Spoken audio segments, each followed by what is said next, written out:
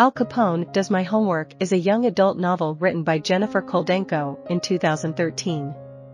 The story is narrated by 13-year-old Moose Flanagan, who resides in San Francisco with his family. Moose's father works as a warden at the infamous Alcatraz prison. Balancing his school responsibilities, looking after his sister, being a moral guide to his friends, and ensuring his father's safety becomes a challenging task for Moose. Through his experiences, Moose learns that one person cannot single-handedly save the world, and it is not fair to feel guilty for trying.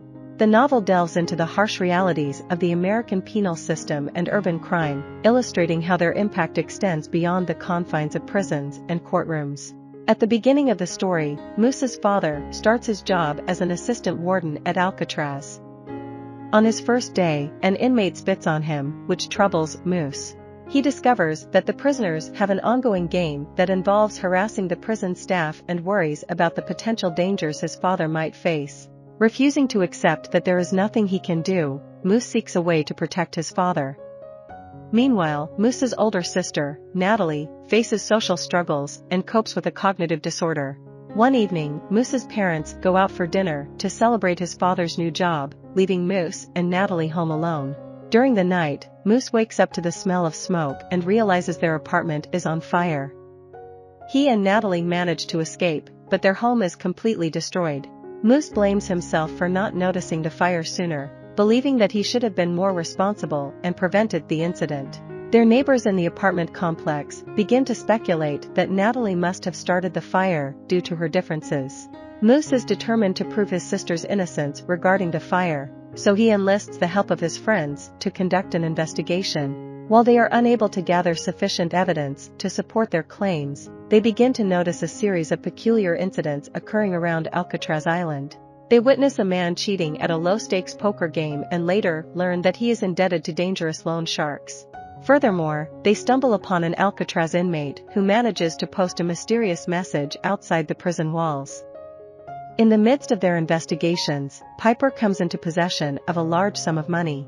She recklessly spends it on frivolous purchases and gifts for others who carry out her bidding. Piper confides in Moose and their friend Annie, revealing that she has been using counterfeit money obtained through San Francisco's black market.